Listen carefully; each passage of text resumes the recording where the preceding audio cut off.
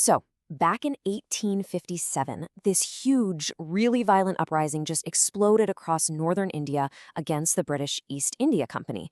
It was this brutal, drawn-out conflict, and by the time the British finally regained control in 1859, India was, well, it was changed forever.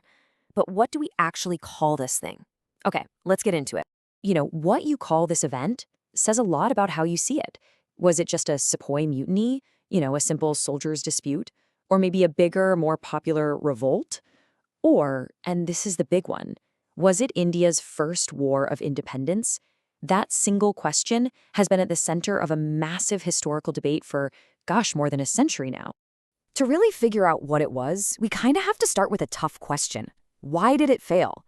I mean, it had some big successes at the start, and it was incredibly fierce, but in the end, it was crushed. Looking at why it fell apart, that gives us our first real clues. Now check this out.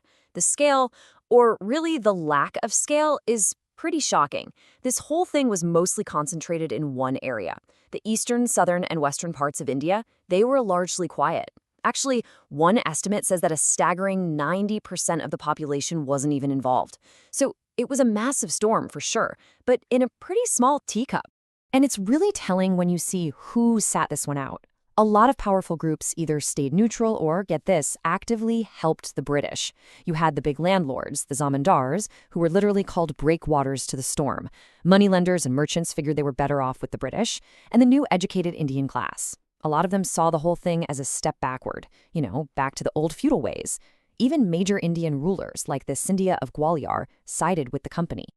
And then there was the tech gap. I mean, it was huge. The rebels are fighting with swords and spears. The British Army, they've got the brand new Enfield rifle. But the real game changer, the killer app, was the electric telegraph. It meant the British could communicate instantly, coordinate their troops, and just move with a speed the rebels couldn't even dream of matching.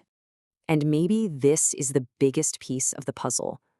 The whole movement was fractured. There was no single leader, no one person who could unite all the different groups. And beyond that, there wasn't really a shared vision for what came next. Everybody knew what they were fighting against, the British, but there was no clear idea of what they were all fighting for. But, and this is a really important but, the story gets a whole lot more complicated.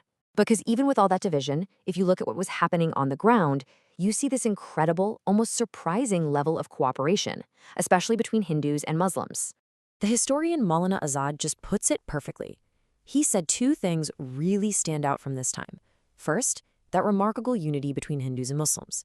And second, this deep loyalty that people still felt for the old Mughal emperor in Delhi, who became a powerful symbol for everyone. And this wasn't just talk, You can see it in their actions. All the rebels, both Hindu and Muslim, they all looked to the Muslim emperor Bahadur Shah Zafar as their leader. One of the first things they did in areas they controlled was to ban cow slaughter as a sign of respect for Hindu beliefs. And you see it in the leadership, too. The Hindu leader Nana Sahib, he relied heavily on his Muslim advisor Azimullah. And the famous Rani Lakshmi Bai, she had a whole contingent of loyal Afghan soldiers. So what are we supposed to make of all this? On one hand, it's disorganized and limited. On the other, you've got this incredible unity. How have historians tried to square this circle? Well, this brings us right into the heart of the great debate itself. Early in the 20th century, V.D. Savarkar came along and completely reframed the whole thing. He argued that this wasn't some random uprising, it was a planned war of national independence, driven by this noble idea of self-rule. It was a totally radical idea at the time, and it has been hugely influential ever since. But then, on the complete other end of the spectrum, you have the historian R.C. Majumdar. His conclusion was blunt. He said the so-called First National War of Independence was, quote, neither first, nor national, nor a war of independence. He argued it wasn't the first because there were other revolts before it. It wasn't national because most of the country wasn't involved. And it wasn't a war of independence because the modern idea of a nation didn't really exist in India yet. So not everyone saw it as this all-or-nothing debate. You've got another historian, S.N. Sen, who had a more nuanced take.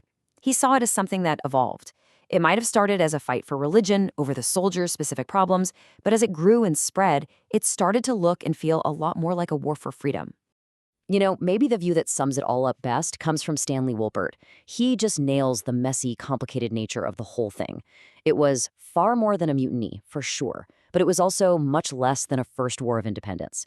It lived somewhere in that confusing space in between. So here's the key takeaway. Whatever you decide to call it, mutiny, revolt, war, its failure was an absolute, undeniable turning point. The consequences were huge, they were immediate, and they would set the course for India for the next 90 years. The single biggest change was on paper. The British Parliament passed this act in 1858 that basically fired the East India Company. Just like that, their rule was over. All power was transferred directly to the British Crown. The age of the company was done, and the era of the British Raj had officially begun. And on the ground, British policies changed dramatically. To prevent another uprising, they reorganized the army with a strategy of division and counterpoise, pitting different castes and regions against each other. They also slammed the brakes on social reforms, vowing to stop interfering with local customs. And most importantly, they started to systematically use divide and rule as a political tool to maintain control. But honestly, the worst legacy wasn't a policy you could write down. It was a feeling. The revolt left behind this deep, ugly scar of racial hatred and suspicion. It just blew open this huge gap between the British rulers and the Indians they ruled, creating this toxic atmosphere of mistrust that would poison things for generations. So that leaves us with one final thought to chew on. The Revolt of 1857. It probably wasn't a modern nationalist movement. It failed. But in a strange way, its failure was crucial. It showed that the old way of fighting wasn't going to work, and it led to a much more direct and oppressive British rule. And that, in turn, helped plant the seeds for a totally different kind of freedom movement, a modern, nationalist one, that 90 years later would finally succeed.